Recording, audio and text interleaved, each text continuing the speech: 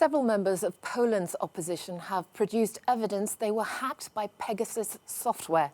The malware created by Israeli company NSO Group was already at the heart of a scandal last year. An investigation by several media outlets reported that governments across the world used Pegasus to spy on activists, journalists and politicians. However, Poland's government shows little interest in investigating these claims. Matthew in the Cube has more. Indeed, Ruth, this scandal is being dubbed the Polish Watergate. It was on Monday that the newspaper Gazeta Wyborcza published a report that Poland's Central Anti-Corruption Bureau had purchased Pegasus software back in 2017.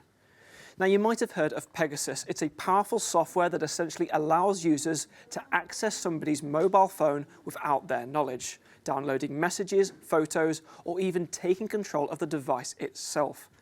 Now, its owners say that Pegasus can be used by governments and law enforcement agencies to try and combat online criminal activity.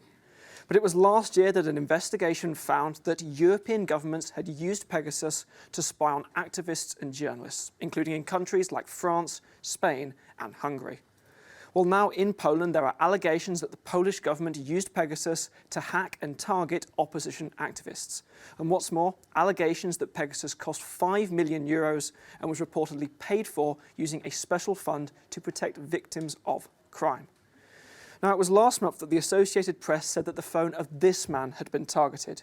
His name is Krzysztof Brejza. He's an opposition Polish senator. And Associated Press saying that his phone was hacked 33 times in just 1 year in 2019. Damaging messages were illegally downloaded and then aired by state media in an effective smear campaign to try and reduce the opposition's chances of winning a parliamentary election. Now, despite all of these media reports, so far Poland's government has sought to try and downplay the situation. Indeed, the country's Deputy Justice Minister, Michał Woś, has actually made a joke about the story on Twitter. He shared an image of what he described as Pegasus, a games console that he bought in the 1990s. And he has said that these allegations are effectively just reheated meat. But that's not how the opposition has seen it. Bogdan Klich, who's an opposition senator with the Civic Platform, has said that this just shows Poland's Watergate is getting wider and wider, and that Pegasus was not only illegally used, but also illegally purchased.